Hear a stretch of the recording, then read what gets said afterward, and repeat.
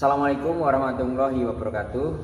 Berjumpa dengan saya lagi, Agung Hamanto, calon guru penggerak angkatan 4 dari SMA Negeri 1 Binuang, Kabupaten Serang, Provinsi Banten. Pada kesempatan yang berbahagia ini, saya ingin menyampaikan dan menampilkan aksi nyata tentang budaya positif yang sudah saya terapkan di SMA Negeri 1 Binuang, baik terhadap guru maupun terhadap siswa. Selamat menyaksikan. Sebagai guru, teruslah tergerak, bergerak, dan menggerakkan komunitas yang ada di sekitar kita. Bersama kita pasti bisa meningkatkan kualitas pendidikan. Melalui budaya positif, bersama kita wujudkan merdeka belajar menuju profil pelajar Pancasila. Kerangka filosofi Merdeka Belajar mengacu pada 7 profil pelajar Pancasila, yaitu beriman dan bertakwa kepada Tuhan Yang Maha Esa, berakhlak mulia, kreatif, gotong royong, berkebinekaan global, bernalar kritis, dan mandiri.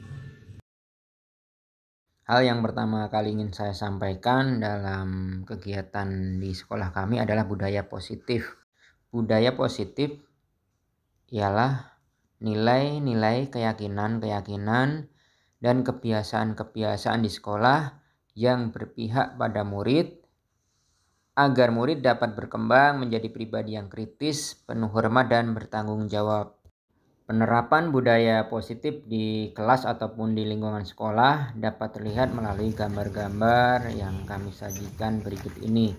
Yang pertama adalah di depan sekolah menyambut siswa, kemudian mengingatkan siswa untuk membersihkan lingkungan dan mengingatkan siswa untuk selalu mentaati tata tertib sekolah. Ini adalah kegiatan lomba kebersihan kelas di mana untuk memotivasi siswa agar siswa kelasnya selalu bersih, kemudian penguatan pada siswa, pengumpulan dana untuk kegiatan sosial, terutama pada keluarga siswa yang mengalami musibah. Kita bantu secara bersama-sama, berkoordinasi dengan Rohis, OSIS, dan ekstrakurikuler lainnya. Ini adalah kegiatan kerja bakti membersihkan lingkungan sekolah, bimbingan terhadap kelompok siswa yang membutuhkan, kita berikan pelayanan yang maksimal, memberikan nasihat kepada pelanggar tata tertib sekolah, mengunjungi siswa yang bermasalah untuk mendapatkan pelayanan yang maksimal atau pelayanan yang optimal, peringatan pada siswa yang dalam kegiatan belajar, pendampingan terhadap kegiatan pelaksanaan olahraga, kegiatan rohis. Ini penguatan nilai-nilai religius pada siswa.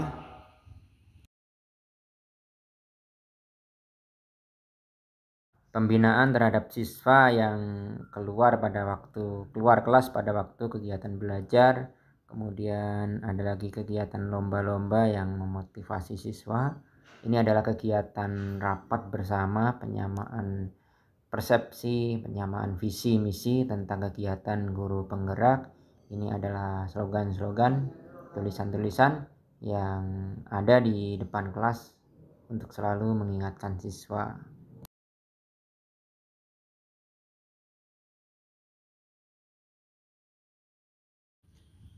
Materi budaya positif. Materi budaya positif. Budaya positif di sekolah ialah nilai-nilai keyakinan, kebiasaan di sekolah yang berpihak pada murid agar murid dapat berkembang menjadi pribadi yang kritis, penuh hormat, dan bertanggung jawab. Dalam mewujudkan budaya positif, guru memegang peranan yang sangat penting atau sentral, di mana guru perlu memahami posisi apa yang tepat untuk dapat mewujudkan budaya positif baik di lingkungan kelas maupun di lingkungan sekolah. Selain itu, pemahaman akan disiplin positif juga diperlukan karena sebagai pamong, guru diharapkan dapat menuntun murid untuk menjadi pribadi yang bertanggung jawab, Oleh karena itu, selanjutnya akan mempelajari dua konsep, posisi kontrol guru dan disiplin positif yang menjadi landasan dari budaya positif itu sendiri. Perubahan paradigma belajar.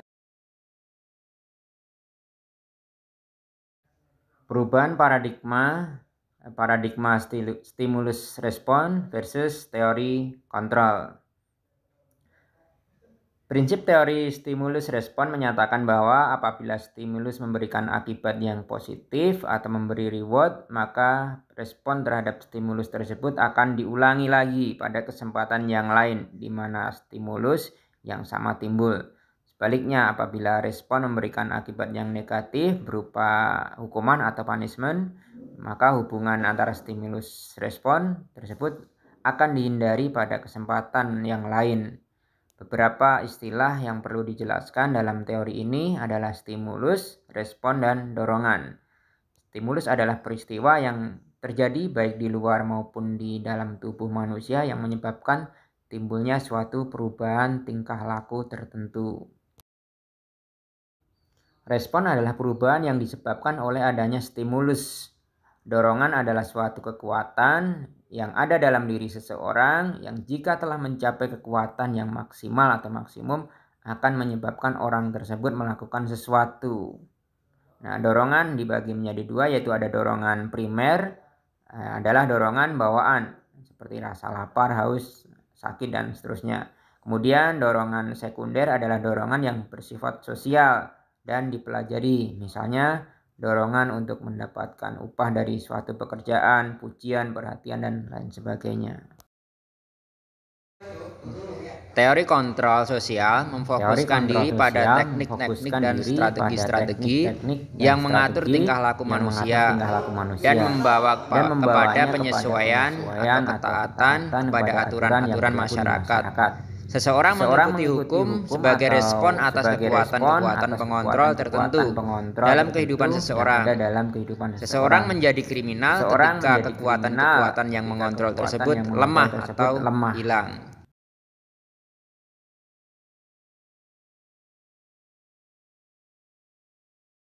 Perubahan paradigma stimulus respon menjadi teori kontrol. Kita ubah paradigmanya ya dari stimulus respon menjadi teori kontrol yang akan kita terapkan di lingkungan kelas maupun di sekolah dan komunitas belajar lainnya. Yang menjadi pertanyaan sekarang adalah, bisakah kita mengontrol seseorang? Nah, berdasarkan teori stimulus respon, kita mencoba mengubah orang agar berpandangan sama dengan kita. Perilaku buruk dilihat sebagai suatu kesalahan, orang lain bisa mengontrol saya, kemudian saya bisa mengontrol orang lain. Pemaksaan ada pada saat bujukan gagal. Kemudian yang terakhir yaitu model berpikir menang atau kalah. Sedangkan pada teori kontrol, kita berusaha memahami pandangan orang lain tentang dunia. Semua perilaku memiliki tujuan, hanya Anda yang bisa mengontrol diri Anda sendiri. Anda tidak bisa mengontrol orang lain. Kemudian ada kolaborasi dan konsensus menciptakan pilihan-pilihan yang baru. Model berpikir menang-menang. Disiplin positif. Menurut Ki Hajar Dewantara, merdeka itu artinya tidak hanya terlepas dari perintah, akan tetapi juga cakap buat memerintah dirinya sendiri. Disiplin positif adalah sebuah model disiplin yang difokuskan pada perilaku positif murid agar menjadi pribadi yang penuh hormat dan bertanggung jawab. Ini menurut Nelson and Lodge Glantz 2000. Disiplin positif mengajarkan keterampilan sosial dan emosional dan keterampilan kehidupan yang penting dengan cara penuh hormat dan membesarkan hati, tidak hanya bagi murid tapi juga bagi orang dewasa, termasuk orang tua, guru, staf administrasi, dan lainnya. Nah, kebalikan dari disiplin positif adalah disiplin negatif yang berfokus pada hukuman. Disiplin negatif ini kurang pas apabila kita terapkan di lingkungan sekolah. Disiplin negatif cenderung menghambat perkembangan sosial, emosional, dan keterampilan hidup murid. Dengan disiplin positif, guru diharapkan dapat mewujudkan budaya positif baik itu di kelas maupun di sekolah. Kriteria utama disiplin positif. Untuk melakukan pendekatan disiplin positif, kriteria disiplin positif yang dikembangkan oleh Nelson pada tahun 2021 ini sebagai panduan dalam membangun hubungan dengan murid. Yang pertama, bersikap baik dan tegas di saat yang bersamaan, menunjukkan sikap hormat dan memberi semangat. Yang kedua, membantu murid merasa dihargai dan memiliki keterikatan antara dirinya dengan guru dan teman di kelasnya, sehingga ia merasa menjadi bagian dari kelas tersebut. Yang ketiga yaitu memiliki komitmen untuk mempertimbangkan efektivitas dan dampak jangka panjang bagi proses belajar murid dari tindakan yang diambil. Misalnya pemberian hukuman yang bersifat dapat menyelesaikan masalah dalam jangka waktu yang pendek, tetapi berpotensi memberikan dampak negatif dalam proses belajar pada anak yang bersifat jangka panjang. Dengan begitu, pendidik fokus pada perubahan dan peningkatan perilaku yang menetap, bukan hanya pada perilaku yang berhasil atau ditambahkan pada saat itu saja.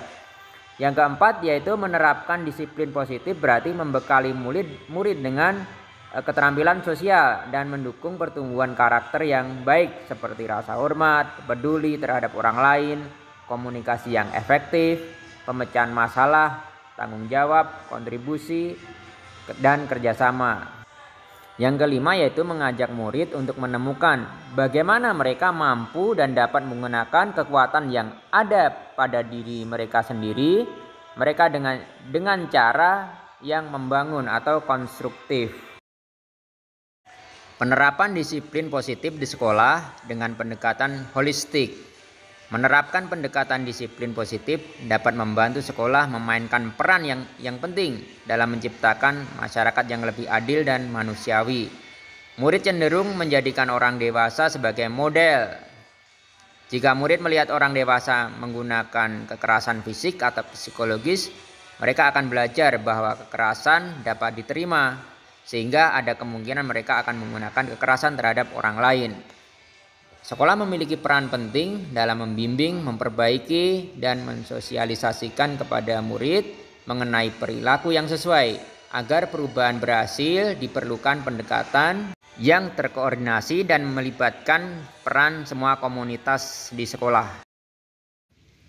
Sekolah perlu bekerja sama dengan orang tua untuk memastikan konsistensi antara rumah dan sekolah, serta membekali mereka dengan informasi dan alat untuk mempraktekkan disiplin positif di rumah.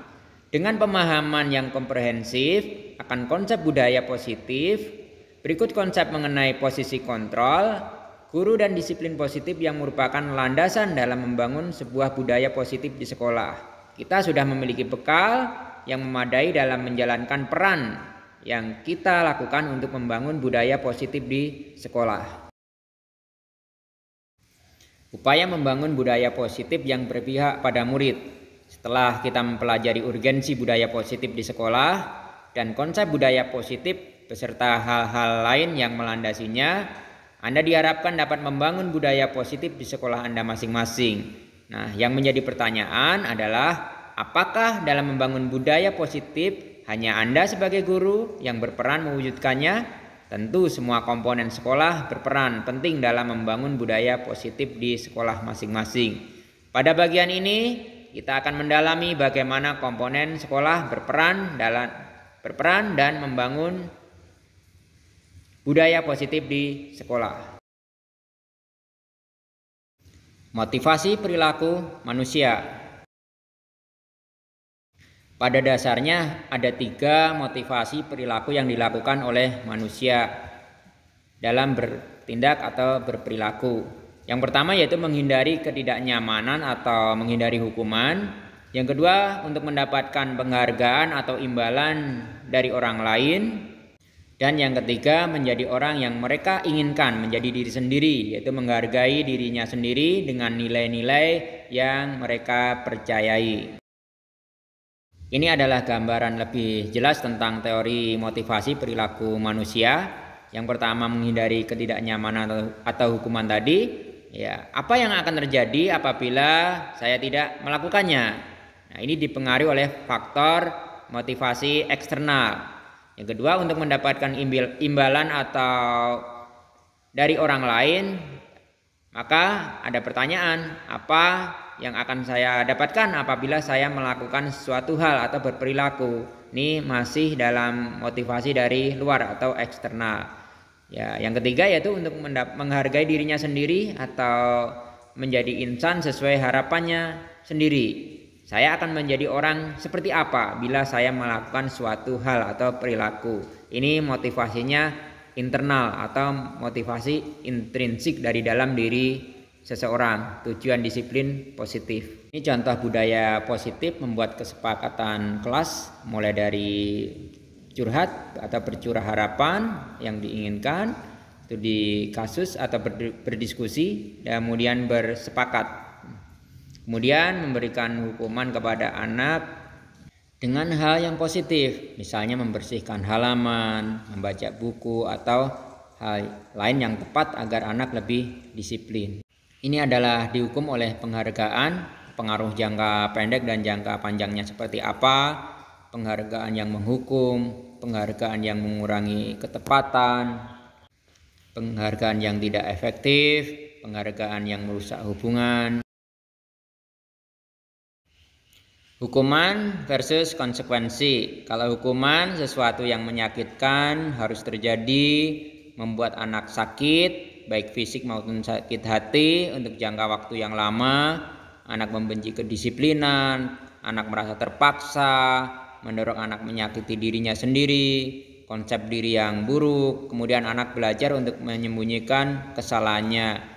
Sedangkan konsekuensi, sesuatu yang harus terjadi, membuat anak merasa tidak nyaman dalam jangka waktu yang pendek, anak menghargai disiplin, ada stimulus dan tanggapan, mendorong anak lebih mudah menyesuaikan diri, konsep diri yang baik, anak belajar untuk mematuhi peraturan yang ada. Kebutuhan dasar manusia. Kebutuhan dasar manusia dibagi atas 5 kebutuhan, yaitu kebutuhan bertahan hidup atau survive, kemudian kebutuhan cinta dan kasih sayang untuk diterima oleh orang lain, kebutuhan penguasaan atau pengakuan kemampuan, kebutuhan kebebasan atau pilihan, dan kebutuhan kesenangan. Bisa kita gambarkan seperti ini: survive, fun, freedom, power, dan belonging. Ini adalah bentuk piramidanya: kebutuhan fisiologi atau fisik, rasa aman, sayang, penghargaan, dan aktualisasi diri. Posisi kontrol restitusi. Ini adalah 5 posisi kontrol yang dilakukan oleh seorang guru. Ada motivasi, kemudian ada identitas gagal, ini kontrol dari luar atau ekstrinsik. Ini berupa hukuman atau penghukum, tipe penghukum, dan membuat orang merasa bersalah.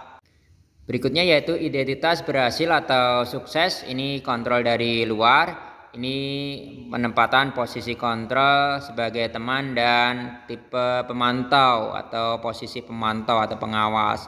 Nah, selanjutnya yang ketiga yaitu identitas yang berhasil atau sukses dari kontrol diri. Ini dilakukan oleh manajer, posisi kontrol manajer. Dari kelima tipe kontrol guru tersebut ada berupa tindakan, perkataan, akibat atau pola perilaku, dan motivasi yang ada. Keyakinan kelas. Mengapa keyakinan kelas? Bukan peraturan kelas. Atau mengapa harus keyakinan kelas? Mengapa tidak cukup dengan peraturan kelas saja? Inilah budaya positif yang dipengaruhi oleh lingkungan yang positif. Kemudian ada keyakinan kelas yang sudah terbentuk melalui nilai-nilai kebajikan yang ada. Kemudian baru ada peraturan kelas. Keyakinan kelas, bukan peraturan kelas. Dari kesepakatan-kesepakatan yang sudah dibuat di dalam kelas oleh guru bersama murid di kelas tersebut akan membentuk kesepakatan kelas dan keyakinan kelas. Dari keyakinan-keyakinan kelas yang ada, maka akan membentuk keyakinan sekolah, atau bisa dikatakan akan membentuk kesepakatan sekolah yang disepakati oleh seluruh murid dan oleh guru, seluruh stakeholder yang ada di sekolah tersebut. Sehingga keyakinan kelas akan lebih efektif karena muncul dari dalam diri siswa itu sendiri atau dari faktor intrinsik. Nah, tentu bagi pelanggarnya akan bukan dihukum tapi melakukan konsekuensi yang sudah disepakati bersama. Cara membuat keyakinan kelas.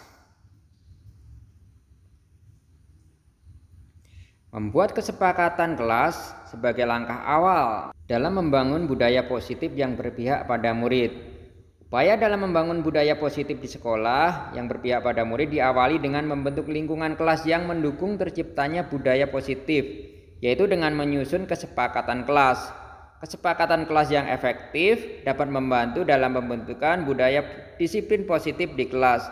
Hal ini juga dapat membantu proses belajar mengajar yang lebih mudah dan tidak menekan pada siswa atau murid.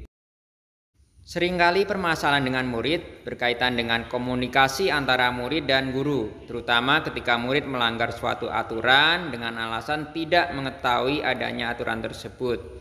Kurang adanya komunikasi ini menyebabkan relasi murid dan guru menjadi kurang baik. Renungkanlah dua pertanyaan berikut. Apakah selama ini Anda sudah menerapkan pembelajaran kesepakatan kelas di sekolah? Nah, di sekolah kami sudah menerapkan tapi belum sepenuhnya, belum semua guru. Siapa saja yang turut berperan dalam menentukan kesepakatan kelas? Tentu guru yang bersangkutan dengan murid di kelas tersebut. Kesepakatan kelas berisi beberapa aturan atau hal untuk membantu guru dan murid bekerja sama membentuk kegiatan belajar mengajar yang efektif.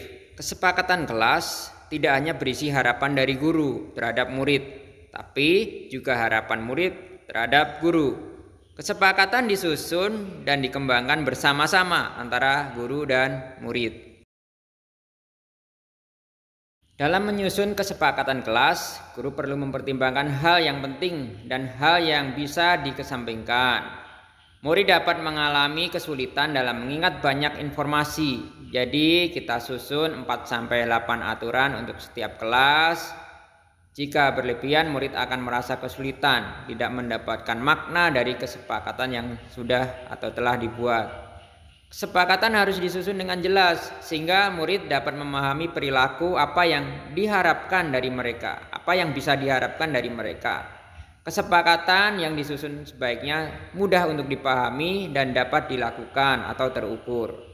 Oleh karena itu, dalam kesepakatan kelas, gunakan kalimat yang positif seperti saling menghormati, saling mengingatkan, berjalan. Jika berada di dalam lorong kelas, kalimat positif lebih mudah dipahami oleh murid dibandingkan kalimat yang negatif yang mengandung kata seperti dilarang atau tidak boleh. Kesepakatan kelas yang sudah dibuat perlu dapat diperbaiki atau dikembangkan lebih lanjut secara berkala, seperti misalnya setiap awal semester atau setiap tahun pelajaran. Untuk mempermudah pemahaman murid, kesepakatan dapat ditulis, digambar atau disusun berupa diagram sedemikian rupa sehingga dapat dipahami dan disadari oleh murid. Strategi lain adalah dengan mencetaknya di setiap buku laporan kegiatan murid atau rapot. Hal ini menjadi strategi yang baik untuk meningkatkan komunikasi antara orang tua dan pihak sekolah. Segitiga restitusi. Apa itu restitusi? Restitusi adalah proses menciptakan kondisi bagi murid untuk memperbaiki kesalahan yang mereka lakukan, sehingga mereka bisa kembali pada kelompok mereka dengan karakter yang lebih kuat atau lebih baik. Ini adalah segitiga restitusi, di mana unsur yang ada di luar keyakinan kelas, apa yang telah disepakati, ingin menjadi apa, bukan satu-satunya yang pernah melakukan hal ini, setiap orang pernah kesalahan, cara yang lebih efektif. Ada hal yang berpengaruh dalam segitiga restitusi, yaitu menanyakan keyakinan yang sudah dilakukan, menstabilkan identitas, dan validasi tindakan yang salah. 9 ciri apabila kita melakukan restitusi. Yang pertama, bukan untuk menebus kesalahan, namun untuk belajar dari kesalahan. Yang kedua, memperbaiki hubungan. Yang ketiga, memberikan tawaran bukan paksaan. Yang keempat, restitusi menuntun untuk melihat ke dalam diri sendiri. Kelima, restitusi mencari kebutuhan dasar yang mendasari tindakan. Keenam, restitusi diri adalah cara yang paling baik. Ketujuh, restitusi fokus pada karakter bukan tindakan. Kedelapan, restitusi fokus pada solusi bukan masalahnya. Yang kesembilan, restitusi mengembalikan murid yang berbuat salah pada kelompoknya. Segi tiga restitusi yang pertama yaitu menstabilkan identitas. Untuk membuat anak yang merasa gagal karena berbuat salah menjadi positif terhadap dirinya sendiri. Yang kedua yaitu validasi tindakan yang salah. Ini dimaksudkan untuk membantu siswa mengenali basic need atau kebutuhan dasar manusia yang ingin dipenuhi ketika dia melakukan suatu kesalahan. Pada dasarnya setiap tindakan manusia tujuannya adalah untuk memenuhi basic needs, yaitu apakah power, freedom, love, and belonging, fun, atau survive.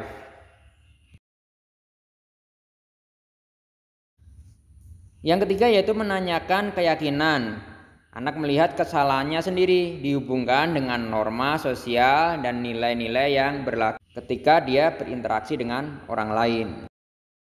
Berikut ini saya tampilkan komentar dan testimoni dari rekan kerja di sekolah kami berkaitan dengan budaya positif yang ada di SMA Negeri 1 Binuang.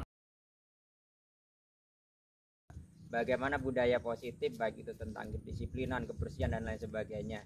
Bagaimanakah penerapan budaya positif di SMA Negeri 1 Binuang, dan harapan ke depan seperti apa budaya positif yang akan diberlakukan di SMA Negeri 1 Binuang, Pak Boys? Oke, terima kasih.